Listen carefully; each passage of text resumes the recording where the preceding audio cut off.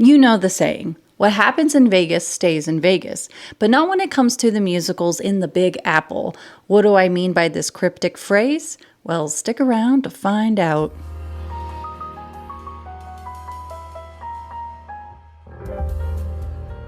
Hello, darlings, and welcome to Performance Perspective, where we watch different performances and then we share our perspectives.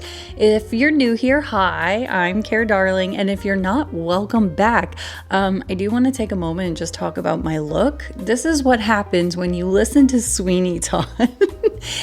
And then all of a sudden I'm putting like this red under my eye, and I was like, am I looking like Josh Groban? Let me know if I am in the comments. But anyways, today's episode is really interesting. I mean, at least to me. I recently read that earlier this year, the state of New York approved licenses for the opening up to 3 full-scale casinos in downstate New York, which encompasses New York City, Long Island, and Westchester County. A long-argued mantra of the casino industry in general is that casinos have a net benefit on communities with significant economic impact through increased tourism and job creation. On the face of it, this sounds reasonable enough, but when I realized that Jay-Z and Caesars Palace have their sights on moving into Times Square, the epicenter of New York's Broadway and theater district, this pulled me up. Now, the argument that building a casino in an area will create a new economic zone might have a ring of truth if the proposed region doesn't already have a strong economy. I mean, come on, when you think of the general Midtown area where Times Square is located, you think of theaters, restaurants, bars, clubs, departments, and other retail stores. The fact there is already such a vibrant commercial retail economy in a place severely contradicts the argument that adding a casino will actually lead to any net financial benefit in this part of Manhattan. Now, what's got the proverbial bee in my bonnet is that if Jay-Z and Caesars Palace have their way, there will be real negative consequences. This is not to mention the obvious. We all know that access to casinos is strongly correlated with problem gambling, which in turn has severe social consequences, such as bankruptcies, personal health issues, and family problems. My main concern is that casinos would fundamentally alter the fabric of Times Square and Broadway, the theater district in general. I'm most likely going to pronounce his last name wrong, but as Max Klimavicius, the owner of the renowned century-old New York institution that is the Sardi's restaurant, said, a casino in Times Square has the potential to jeopardize the character of the theater district and ultimately the fate of its restaurants. Casinos are designed to keep the gamblers inside. They have their own restaurants. The Broadway League, a trade association representing theater owners and producers, agrees. They've warned that a casino would harm the neighborhood's character and draw people away from the theaters that are so essential to New York City's tourist economy, which is only now getting back onto its feet after the pandemic. We believe it challenges the cultural significance and the unique character that Broadway has delivered for New York for such a long time, said Charlotte St. Martin, the Broadway League's president. Obviously, we are just coming back and getting healthy, and we believe that a casino will damage the character and damage attendance. In fact, there is scant support for any casino in Times Square for the people who actually live and work in Midtown. The only people who seem to think this is a good idea are those with something to gain financially. It's interesting reading Jay-Z's letter to New York, in which he emphasizes that should his organization, Roc Nation, win the bid, it would provide numerous benefits that would give back to all of New York.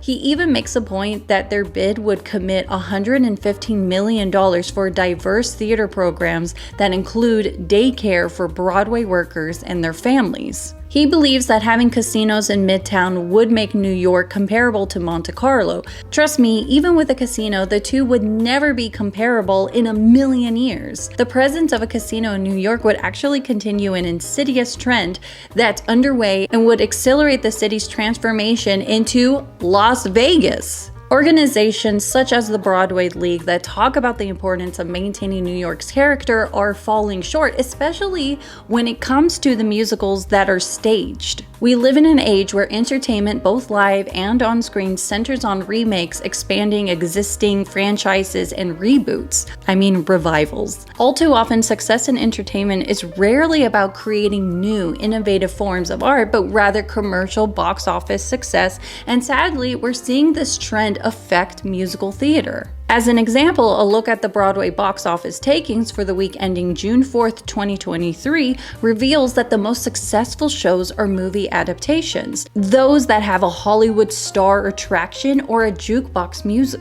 The exceptions to these tend to be revivals like Sweeney Todd, Funny Girl, Music Man. Now, before anyone gets mad at me and thinks I'm anti-Vegas, that wouldn't be further from the truth. I've been there many times, and each time, I mean, okay, yeah, I partied, okay.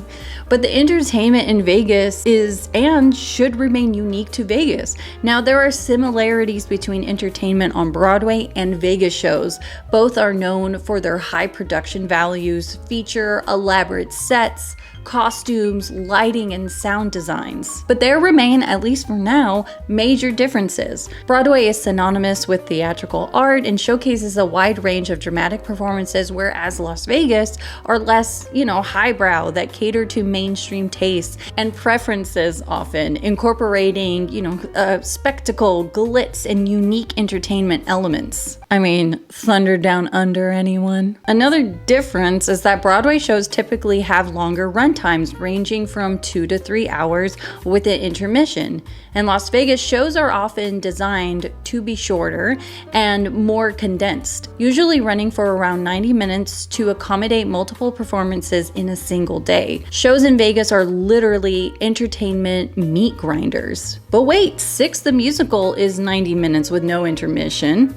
Las Vegas shows, being part of the overall entertainment experience in the city, typically have a more relaxed atmosphere, allowing audience interaction, participation, and even a casual dress code. Traditionally, the audience experience used to differ between Broadway and Las Vegas shows. Broadway theaters used to have more traditional and formal atmosphere with the dress code, and audiences engaging in theater etiquette, such as it's not a sing-along if the performers are up there and singing a song that you love. It is not meant for you to go ahead and sing Defying Gravity with them. You are meant to enjoy the performance, not become the performer all of a sudden.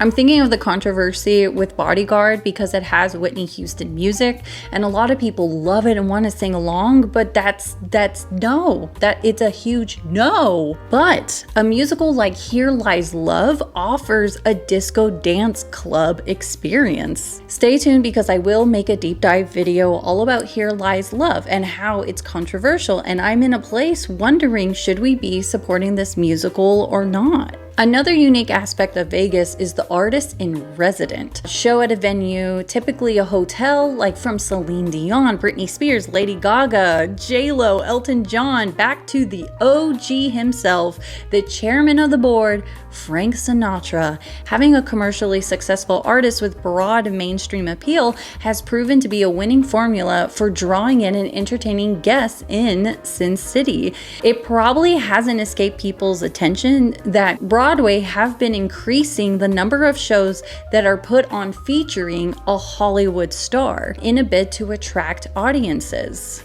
I mean, a huge example that I can give is when Hugh Jackman came in to play the role of Harold Hill in The Music Man.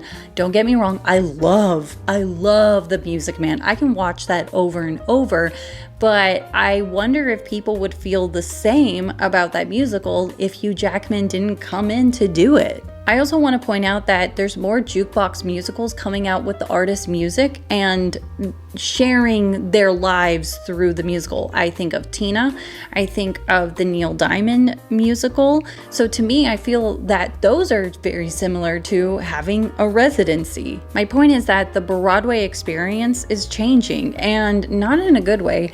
I fear that by allowing a casino to be built in Times Square, this will just accelerate the change we've been seeing for some time.